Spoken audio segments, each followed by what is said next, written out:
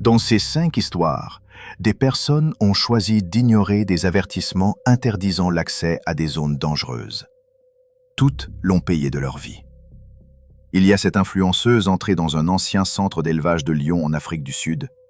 Cette réalisatrice partie seule dans les secteurs de nidification des dragons de Komodo en Indonésie. Mais la première tragédie se déroule dans le sud-est de l'Alaska, où 2 sœurs jumelles ont connu une fin effroyable. Nous sommes le 18 juillet 2016, dans une vallée forestière isolée et interdite d'accès, au cœur des montagnes sauvages du sud-est de l'Alaska. La région forme un véritable labyrinthe de conifères, de fourrés d'aulnes, de ruisseaux glaciaires et de passages étroits tracés par les animaux. L'écosystème y prospère loin de toute présence humaine. De gigantesques arbres se dressent au-dessus de la vallée. Leurs branches forment une voûte sombre qui transforme les derniers rayons du soleil en une faible lueur verdâtre. Une rivière riche en saumon traverse cet environnement. Elle constitue un lieu d'alimentation idéal pour l'un des prédateurs les plus redoutables d'Amérique du Nord. Des panneaux ont été installés le long du sentier d'accès. Ils indiquent sans ambiguïté que la vallée est fermée pendant la période où les saumons remontent la rivière. Mais pour certains aventuriers déterminés à franchir les limites, ces avertissements ne représentent qu'un obstacle à contourner. Emily Carter et sa sœur jumelle, Léa, ont toutes les deux 19 ans. Elles sont venues en Alaska avec un budget limité, sac au dos, dans l'espoir de vivre des expériences capables de distinguer leurs publications sur les réseaux sociaux. Emily étudie la photographie. Elle s'est déjà fait connaître en immortalisant des lieux interdits, repoussant toujours un peu plus les limites pour obtenir des images que les autres n'oseraient pas tenter. Léa, qui suit une formation dans l'hôtellerie, accompagne volontiers sa sœur. Elle documente leur voyage pour un public en ligne de plus en plus nombreux. Elle voyage avec Ethan Brooks, un étudiant de 20 ans en sciences de l'environnement. À plusieurs reprises, il a averti les jumelles des risques liés aux zones où les animaux sauvages viennent se nourrir. Le groupe a entendu parler de cette vallée fermée par un conducteur de navette local. Au détour d'une conversation, l'homme a mentionné la forte concentration saisonnière d'ours dans le secteur. L'information aurait dû les dissuader. Elle ne fait qu'attiser la curiosité d'Emily, qui y voit une occasion exceptionnelle de photographier des animaux rarement approchés. Les 3 jeunes gens engagent alors un guide indépendant peu expérimenté. Contre un paiement supplémentaire, celui-ci accepte de contourner le règlement et de les conduire à l'intérieur de la vallée au moment où le soleil commence à descendre. Le guide signale tout de même que, durant les semaines précédentes, des campeurs installés dans les environs ont rapporté plusieurs comportements agressifs de la part des ours. Ethan proteste. Il explique que les ours occupés à pêcher le saumon défendent férocement leur territoire et qu'une intrusion peut provoquer une réaction immédiate. Mais les jumelles insistent. Elles promettent de rester sur les bancs de gravier dégagés, loin de la lisière et des buissons. À l'approche du crépuscule, le trio longe la rivière. Le bruit de leurs bottes sur les pierres humides se mêle au courant. Emily marche en tête. Elle tient son appareil contre sa poitrine, prête à photographier les reflets de la forêt à la surface de l'eau. La lumière qui décline plonge le paysage dans une immobilité inquiétante. On n'entend plus que le grondement régulier de la rivière et parfois le saut d'un saumon qui brise la surface. Le grizzly compte parmi les plus grands prédateurs terrestres d'Amérique du Nord. Un mâle adulte peut peser environ 315 kg, voire davantage. Sa puissance musculaire est considérable. Sur une courte distance, il peut dépasser 56 km/h. Ses griffes, longues d'environ 10 cm, lui permettent de creuser, de déchirer et de frapper avec une force dévastatrice. Quant à ses mâchoires, elles sont assez puissantes pour broyer des os. Pendant la saison des saumons, ces ours concentrent toute leur attention sur la nourriture. Ils protègent agressivement les meilleurs emplacements de pêche et peuvent réagir instantanément à ce qu'ils perçoivent comme une intrusion. L'erreur fatale se produit lorsqu'Emily s'avance vers un amas de troncs tombés près d'un coude de la rivière. Elle ignorait qu'une énorme grizzly se nourrit d'une carcasse de saumon juste derrière les broussailles. Lorsqu'il se dresse, l'animal mesure plus de 2,40 m. Depuis l'arrivée du groupe sur le banc gravier, il a déjà perçu les odeurs et les mouvements des visiteurs. Tout bascule en une fraction de seconde. Le grizzly jaillit brutalement du fourré d'Hall. Il franchit la distance qui le sépare d'Emily en quelques instants. Avant qu'elle puisse réagir, il lui assène un violent coup de patte avant. L'impact la projette contre les pierres. Les griffes s'enfoncent profondément dans sa cuisse gauche et sa hanche. L'ours enchaîne aussitôt avec une morsure écrasante dans la partie supérieure de sa jambe. Ses mâchoires se referment avec une pression terrible. Les dents traversent les muscles, atteignent le fémur et le fracturent. Dans le même mouvement, d'importants vaisseaux sanguins sont sectionnés. Emily hurle, tandis que le grizzly la tire sur près de 2 mètres en direction des buissons. Son dos racle les pierres. Autour d'elle, le sang se répand rapidement. Léa se précipite instinctivement vers sa sœur. Elle crie son nom et trébuche sur le sol irrégulier de la berge. Ce mouvement soudain déclenche une nouvelle réaction défensive chez l'animal. Le grizzly lâche momentanément Emily et se retourne vers Léa. Il se redresse partiellement sur ses pattes arrière, puis retombe sur elle avec toute sa masse.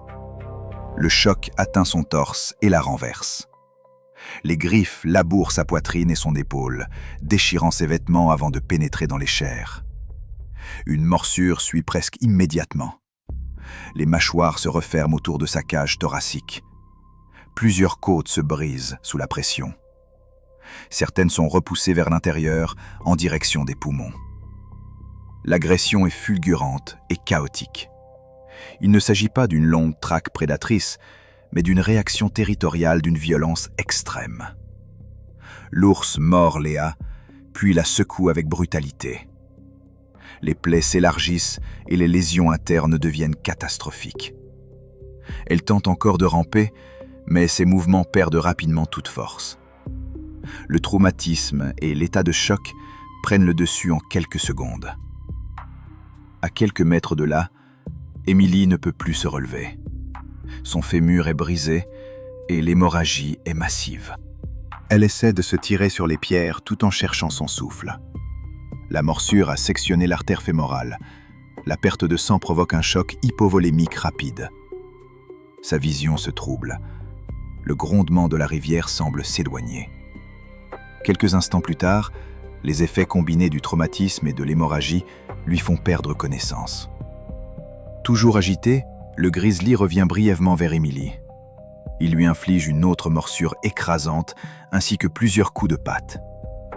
Puis il se retire vers la rivière et disparaît dans l'épaisseur des fourrés.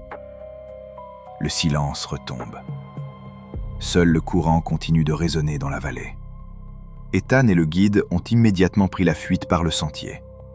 Incapables d'intervenir sans risquer d'être attaqués à leur tour, ils rejoignent un poste de garde situé à plusieurs kilomètres et préviennent les secours. Les équipes de récupération ne pénètrent dans la vallée que le lendemain matin. Elles sont accompagnées par des agents armés chargés de surveiller les animaux, car plusieurs ours restent actifs dans le secteur. Les corps des 2 sœurs sont découverts près du coude de la rivière, à l'endroit même où l'attaque s'est produite. L'enquête des autorités de la faune sauvage en Alaska confirme qu'Emily et Léa ont franchi une zone saisonnière clairement signalée comme interdite pendant les principales semaines d'alimentation des ours. Le guide indépendant est sanctionné pour avoir exercé sans autorisation et enfreint les règles de sécurité relatives aux animaux sauvages.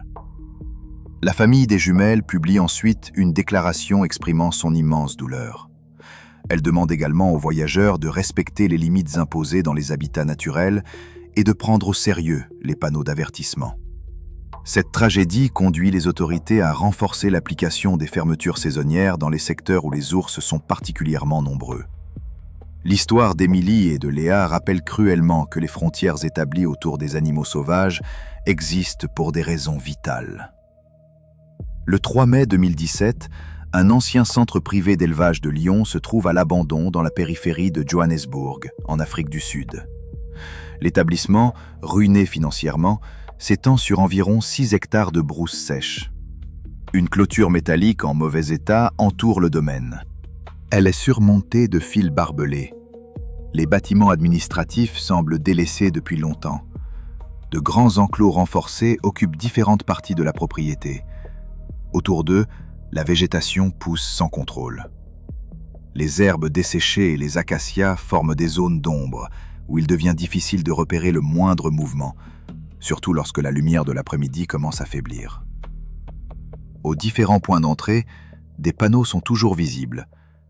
Ils annoncent clairement que la propriété est interdite au public. Megan Clark, 27 ans, réalise des vidéos de voyage.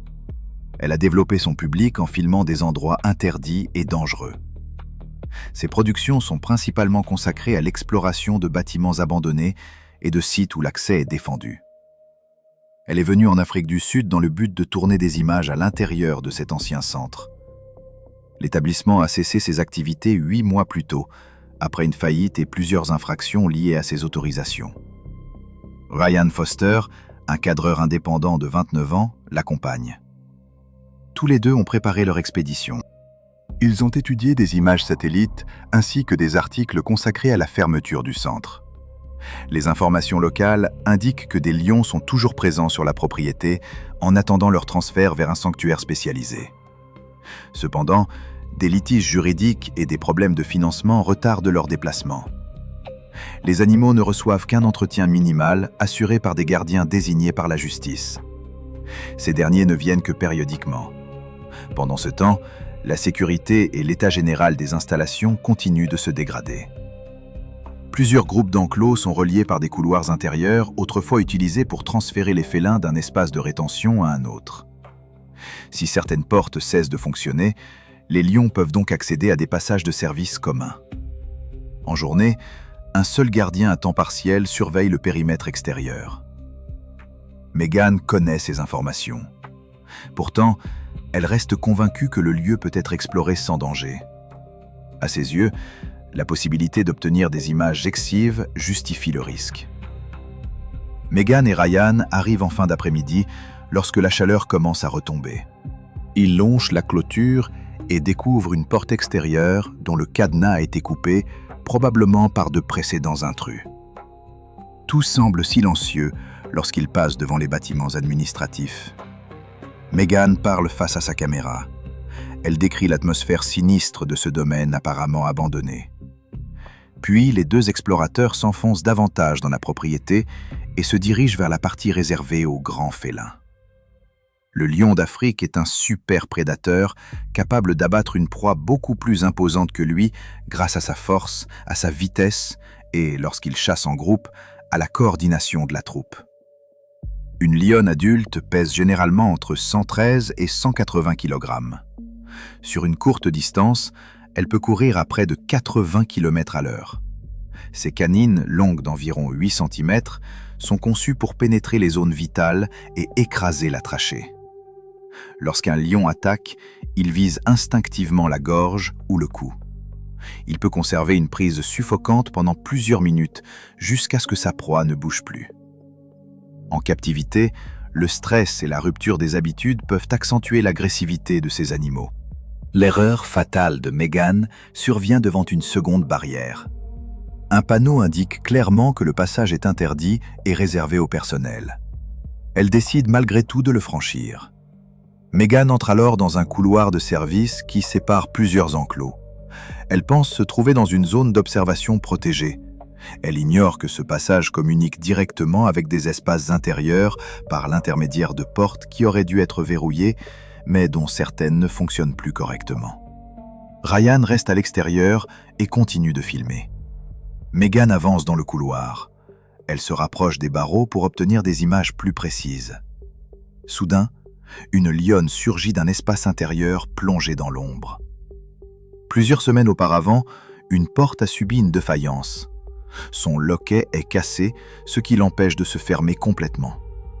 Dissimulée dans la pénombre, la lionne a pu passer. Elle se lance sans avertissement. L'animal franchit environ 6 mètres en quelques secondes, bondit sur Megan et la heurte de tout son poids. La jeune femme s'écrase face contre le sol en béton. La lionne vise immédiatement le cou et l'épaule. Ses mâchoires se referment sur la nuque de Megan. Les dents s'enfoncent profondément, tandis que l'animal la maintient au sol avec ses pattes avant. La pression comprime ses voies respiratoires et réduit la circulation du sang.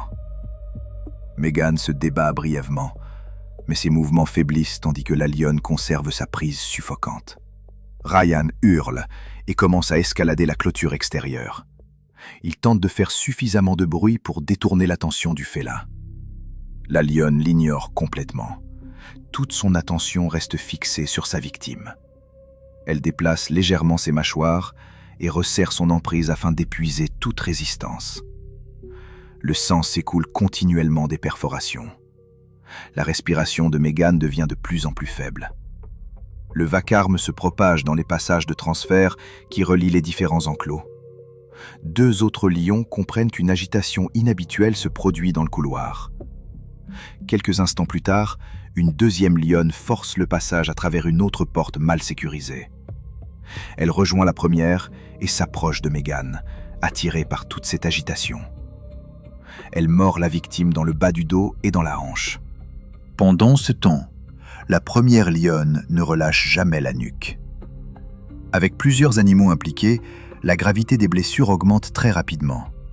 Durant les minutes suivantes, la compression continue des voies respiratoires, les graves lésions au cou et la perte de sang finissent par faire perdre connaissance à Megan. Les félins continuent de maintenir et de tirer son corps jusqu'à ce qu'elle cesse entièrement de bouger. Lorsque l'attaque prend fin, les effets combinés de l'étouffement et des blessures vasculaires lui ont déjà été fatales. Ryan parvient à franchir la clôture extérieure. Il court vers l'entrée de la propriété. Des employés travaillant sur un terrain voisin ont entendu les cris et contactent les services d'urgence. La police et les autorités chargées de la faune arrivent sur place dans les 20 minutes qui suivent. Avant que les secours puissent entrer dans le couloir, les lions doivent être neutralisés à l'aide de tranquillisants. Megan est déclarée morte sur les lieux. L'enquête confirme que Megan et Ryan ont pénétré illégalement sur une propriété privée dont l'interdiction d'accès était clairement signalée. Elle établit également que Megan a ignoré les panneaux réservant le couloir au personnel. Les responsables du centre font cependant l'objet de nombreuses critiques. On leur reproche une sécurité insuffisante et l'absence de réparation sur les portes intérieures, alors que ces défaillances permettaient aux animaux de rejoindre les couloirs communs. Le loquet cassé n'avait fait l'objet d'aucun signalement officiel pendant plusieurs semaines, en raison des restrictions budgétaires. La famille de Megan publie une déclaration dans laquelle elle pleure sa disparition, tout en reconnaissant qu'elle a commis une erreur de jugement fatale. Le drame provoque un débat sur les contenus consacrés à l'exploration de lieux interdits et sur la responsabilité des influenceurs. La mort de Megan démontre ce qui peut arriver lorsque des super-prédateurs sont sous-estimés et que les dispositifs censés les contenir ne fonctionnent plus.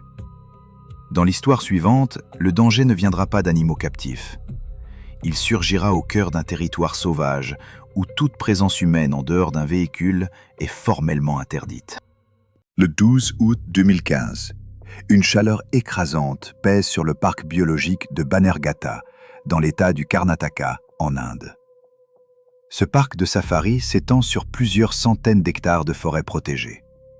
Il abrite de nombreuses espèces sauvages, dont plusieurs grands félins. La zone consacrée aux tigres est traversée par une route précise, réservée aux véhicules autorisés. Elle serpente à travers des habitats naturels où les tigres du Bengale circulent librement.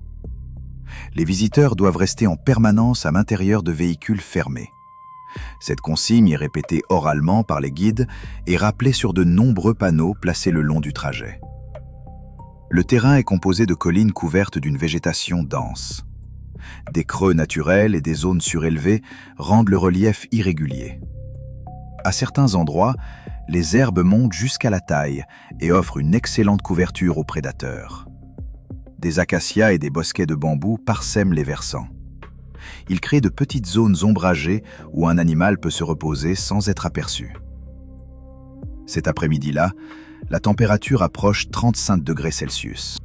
Sous l'effet de la chaleur de la mi-journée, le parc semble inhabituellement calme. Lachlan Murray est un ingénieur civil australien de 31 ans. Il est venu en Inde dans le cadre d'un contrat de 3 mois portant sur des travaux d'infrastructure à Bangalore. Depuis son arrivée dans le pays, il s'est passionné pour la photographie animalière. Dès qu'il quitte la ville, il emporte avec lui un appareil professionnel.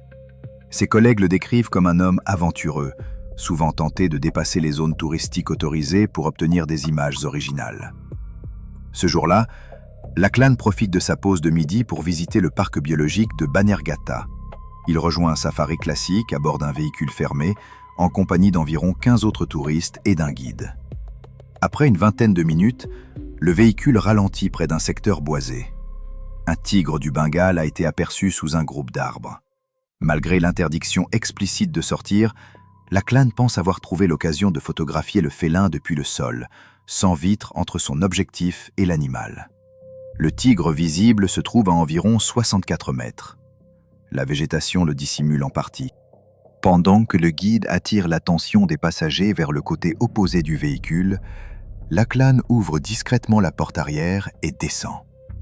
Il s'éloigne rapidement, puis entre dans les hautes herbes qui bordent la piste en terre. Les autres visiteurs le remarquent presque aussitôt et se mettent à crier. Mais Lachlan se trouve déjà à environ 9 mètres du véhicule. Il lève son appareil et se prépare à photographier. Le tigre du Bengale figure parmi les prédateurs les plus grands et les plus puissants du monde. Un mâle adulte peut peser entre 180 et 250 kg, pour une longueur atteignant environ 3 mètres. Sa force lui permet d'abattre des proies aussi massives qu'un buffle d'eau. Ses mâchoires peuvent exercer une pression supérieure à 7 mégapascales. Cette puissance se concentre dans des canines d'environ 10 cm, capables de perforer rapidement les zones vitales. Le tigre du Bengale chasse à l'affût. Il compte sur la patience, le silence et son camouflage. Il peut rester parfaitement immobile avant de déclencher une attaque à très courte distance. Sur quelques dizaines de mètres, il atteint près de 64 km/h. Ses griffes rétractiles peuvent mesurer jusqu'à 10 cm. L'erreur fatale de Lachlan n'est pas seulement d'être sorti du véhicule. Il vient de pénétrer dans une zone déjà occupée par un deuxième tigre, invisible depuis la route. Celui-ci se repose dans les hautes herbes, à environ 15 mètres de l'endroit où Lachlan est descendu. Lorsqu'il perçoit une odeur humaine et un mouvement soudain dans son territoire, le prédateur devient immédiatement attentif. Il reste bas, silencieux, parfaitement dissimulé. Il observe Lachlan avancer dans l'herbe, entièrement concentré sur le tigre visible près de la lisière. Le félin caché se lève et commence son approche. Son pelage rayé se confond avec les lignes verticales des herbes sèches et les bandes d'ombre. Il progresse dans les broussailles avec une discrétion remarquable. Le tigre n'est plus qu'à environ 6 mètres lorsque Lachlan comprend que quelque chose ne va pas.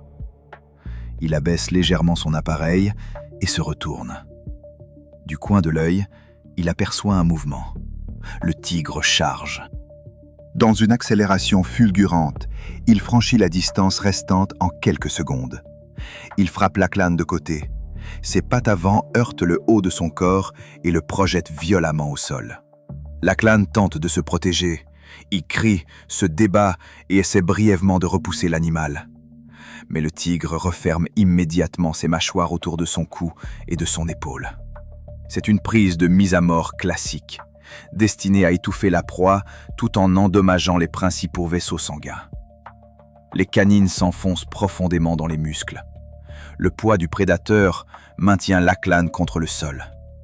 La pression écrase les voies respiratoires et atteint les vaisseaux du cou. Dans le même temps, les griffes arrière labourent son torse tandis que le tigre consolide sa prise. Lachlan reste conscient pendant un court instant.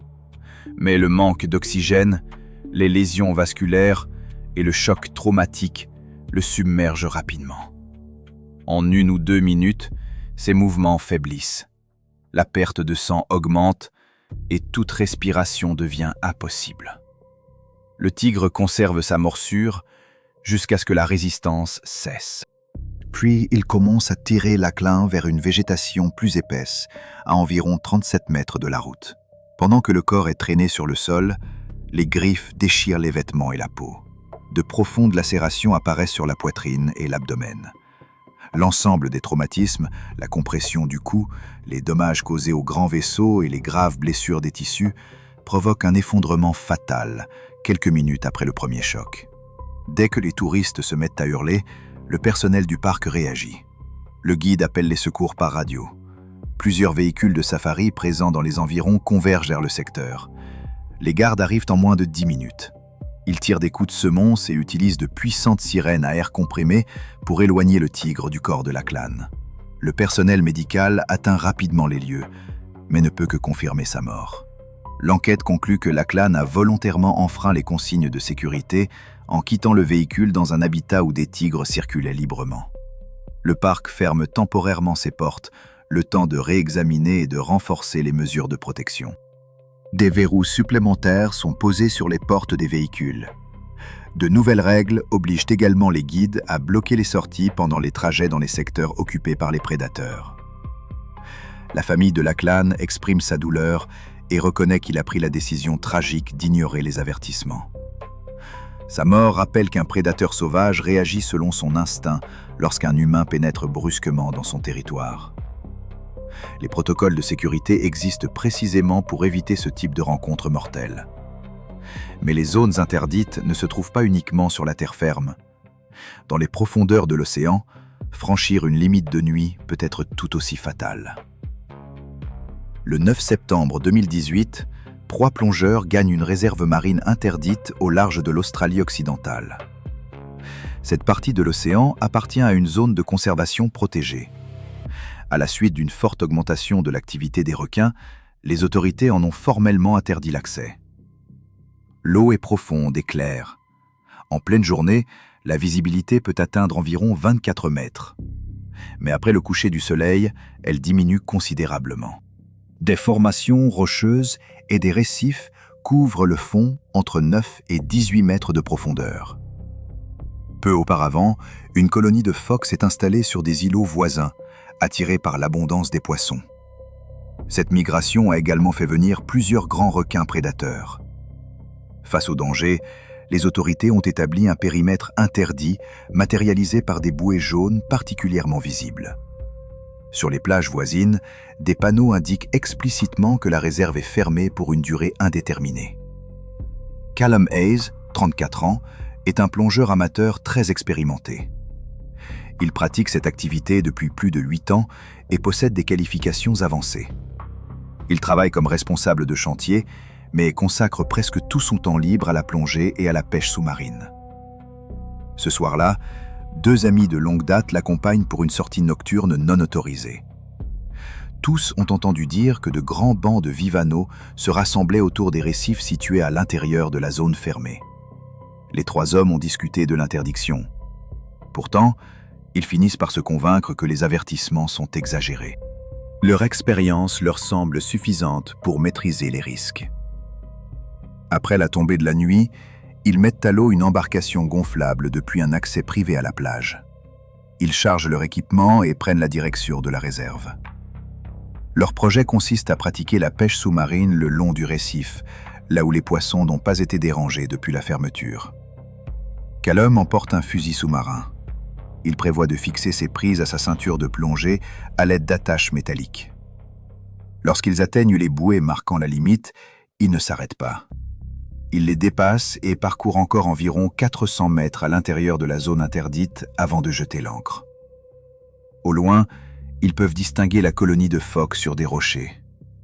Aucun des 3 plongeurs ne semble réfléchir aux conséquences d'une chasse menée à proximité d'une population active de phoques. Le grand requin blanc est un super prédateur qui peut dépasser 4,60 m de longueur et peser plus d'1 tonne. Ses mâchoires contiennent plusieurs rangées de dents triangulaires et dentelées, longues de près de 8 cm. Elles sont conçues pour trancher les chairs et les os. La morsure peut exercer plusieurs tonnes de force. Une seule attaque suffit donc à arracher une quantité massive de tissu. Le grand requin blanc dispose de plusieurs systèmes sensoriels pour localiser ses proies. Il perçoit notamment les faibles champs électriques produits par les contractions musculaires des animaux. Il est également très sensible aux vibrations de basse fréquence et aux traces de sang provenant d'un poisson blessé ou en difficulté. Pour attaquer une grande proie, comme un phoque, le requin blanc surgit souvent par-dessous. Sa première morsure provoque des blessures catastrophiques. Il peut ensuite se retirer et attendre que la victime s'affaiblisse.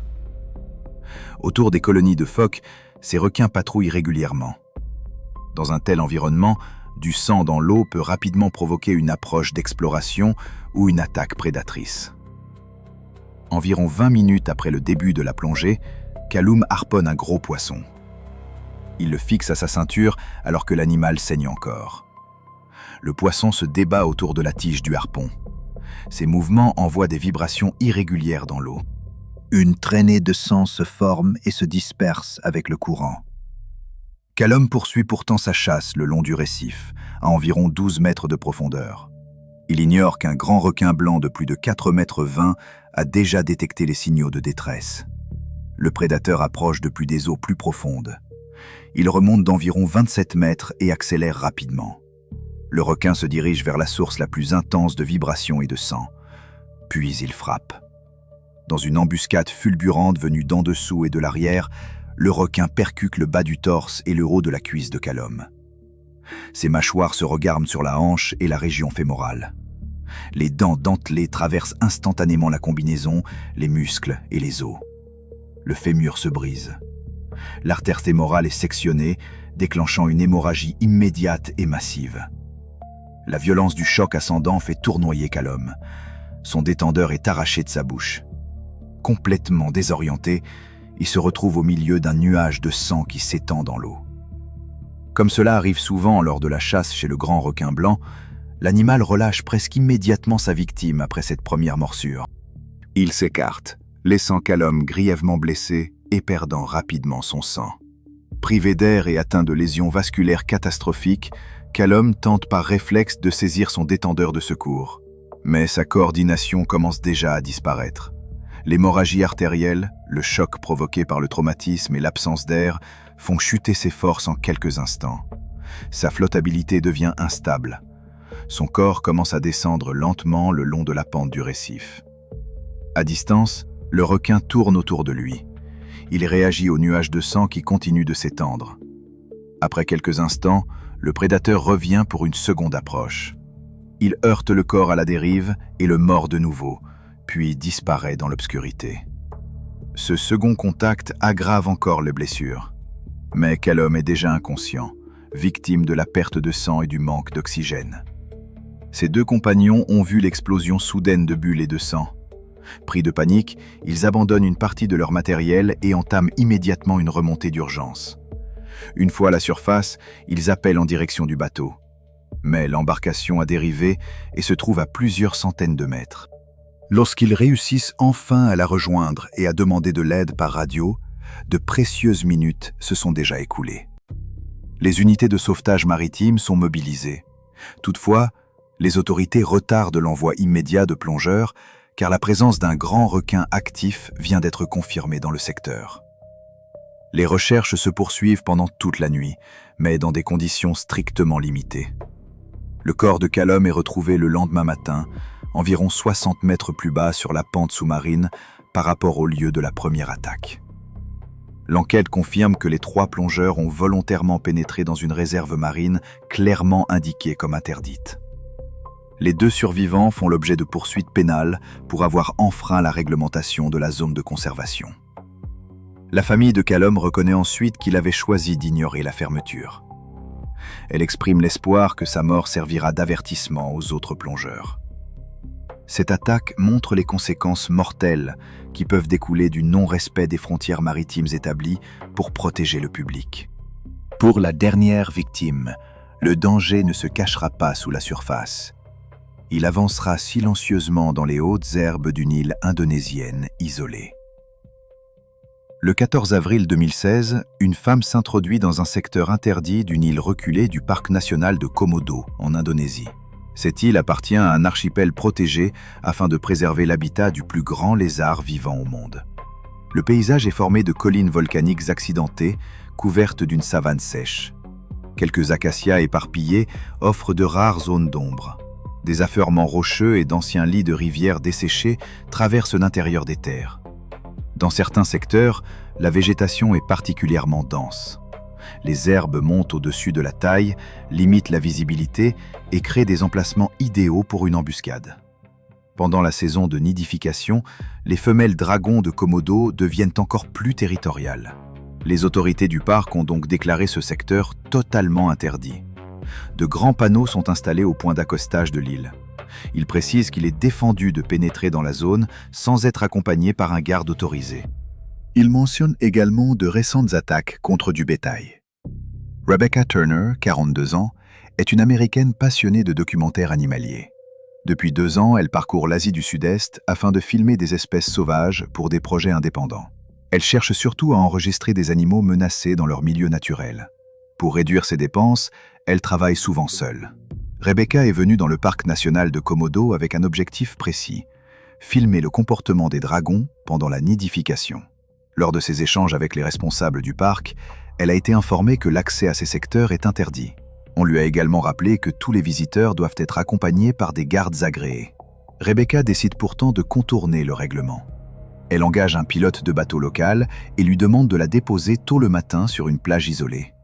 Son plan consiste à marcher vers l'intérieur de l'île, à filmer les animaux, puis à revenir avant que les autorités ne remarquent son absence. Elle porte un sac à dos contenant son matériel de prise de vue, des bouteilles d'eau et plusieurs paquets de viande et de poissons séchés. Ces provisions dégagent une forte odeur qui imprègne tout le sac. Rebecca suit un ancien passage emprunté par les animaux et s'enfonce dans les terres. Elle évite volontairement les itinéraires de patrouille et progresse au milieu des hautes herbes. Des habitants ont signalé que plusieurs chèvres d'un village voisin avaient été attaquées le long de ces mêmes pistes au cours des 2 semaines précédentes. Le dragon de Komodo est le plus grand lézard vivant sur Terre. Un adulte peut mesurer jusqu'à 3 mètres et peser environ 90 kg. Ce super prédateur possède un corps puissant, des griffes acérées et une mâchoire garnie d'une 60aine de dents dentelées. Chacune peut atteindre environ 2,5 cm. Ces dents sont conçues pour déchirer les chairs. Elles ouvrent de profondes lacérations qui provoquent des hémorragies sévères. Le dragon de Komodo possède également des glandes à venin dans sa mâchoire inférieure. Les toxines libérées réduisent la coagulation du sang et font chuter la pression artérielle. Durant la période de nidification, ces reptiles se montrent particulièrement agressifs lorsqu'il s'agit de défendre leur territoire ou une source de nourriture. Rebecca parcourt environ 2 km vers l'intérieur de l'île. Tout au long du trajet, les provisions contenues dans son sac laissent derrière elle une odeur perceptible. C'est cette trace qui conduit le prédateur jusqu'à elle. Un imposant dragon de Komodo, long d'environ 2,40 m et pesant plus de 68 kg, se reposait à l'ombre lorsqu'il a détecté son approche. L'animal commence à suivre l'odeur. Il progresse silencieusement dans la végétation, à environ 30 mètres derrière Rebecca. La femme finit par s'arrêter pour régler son matériel de prise de vue. À cet instant, le dragon accélère et réduit rapidement la distance. Il se jette en avant et referme ses mâchoires sur la jambe gauche de Rebecca, juste au-dessus de la cheville. Les dents dentelées traversent sa chaussure et s'enfoncent profondément dans le mollet, provoquant plusieurs perforations. Le reptile secoue aussitôt la tête d'un côté puis de l'autre avec une extrême violence. Il utilise le poids de son corps pour arracher les tissus. Ses dents agissent comme des lames de scie. Elles élargissent les plaies et détachent les muscles de l'os. Rebecca hurle et tombe en avant. Elle essaie de donner des coups de pied à l'animal, mais le dragon conserve sa prise et poursuit ses mouvements de déchirement. Le muscle du mollet se sépare progressivement des structures situées en dessous. Les vaisseaux sont sectionnés et le sang jaillit des plaies qui ne cessent de s'agrandir. Rebecca tente de ramper. Pendant un court instant, elle traîne le reptile avec elle. Le dragon finit par lâcher sa jambe, mais uniquement pour changer de position. Le traumatisme et l'hémorragie font déjà chuter rapidement les forces de Rebecca. Le venin ralentit la coagulation et abaisse sa pression artérielle. Chaque lacération continue donc de saigner abondamment. Dans les 3 minutes qui suivent le début de l'attaque, Rebecca s'effondre sur le côté. Sa jambe ne peut plus supporter son poids. Sa respiration devient rapide et superficielle. Le choc hypovolémique commence à s'installer. Attiré par ses mouvements et par la puissante odeur du sang, le même dragon avance de nouveau. Il mord Rebecca dans la cuisse gauche. Ses dents ouvrent de profondes entailles à travers les muscles. Le reptile lâche prise, puis mord encore, cette fois plus haut sur la jambe. Chaque nouvelle morsure rouvre des vaisseaux et accélère l'hémorragie. Rebecca tente de protéger son torse avec ses bras, mais ses gestes ralentissent à mesure que ses forces disparaissent. Quelques minutes après le début de l'agression, un deuxième dragon de Komodo apparaît à la limite des hautes herbes. Lui aussi a été attiré par le sang et l'agitation. Il reste d'abord à plusieurs mètres. Il observe la scène et tourne lentement autour de la zone, sans intervenir immédiatement. Le premier dragon conserve sa domination sur la victime. Il poursuit seul son comportement alimentaire, mordant et déchirant à plusieurs reprises la jambe et le bas du torse de Rebecca. L'accumulation des blessures entraîne un effondrement physiologique catastrophique. Le sang s'étend sous son corps. Les vaisseaux continuent de saigner car la coagulation ne parvient pas à freiner l'hémorragie. Les mouvements de Rebecca deviennent presque imperceptibles. Son cerveau commence à manquer d'oxygène. L'état de choc s'aggrave et sa pression artérielle tombe à un niveau critique. Entre 12 et 15 minutes après la première morsure, elle perd connaissance à cause de l'exsanguination et du choc. Elle meurt peu après, victime de la perte de sang massive et des traumatismes généralisés. Le dragon dominant reste près du corps. Le second reptile demeure dans les environs et ne s'approche qu'une fois tout mouvement terminé. Rebecca devait regagner la plage, mais elle ne revient jamais. Le lendemain matin, des gardes du parc effectuant leur patrouille habituelle découvrent la scène. L'enquête menée par les autorités indonésiennes établit que Rebecca a volontairement enfreint le règlement de la zone interdite. Le pilote qui l'a aidé à accoster illégalement fait l'objet de poursuites et perd ses autorisations. Dans une déclaration, la famille de Rebecca exprime son chagrin tout en reconnaissant qu'elle avait consciemment pris des risques excessifs. Après le drame, les responsables du parc renforcent les contrôles et adoptent des sanctions plus sévères contre toute personne entrant sans autorisation dans les secteurs protégés du parc national de Komodo.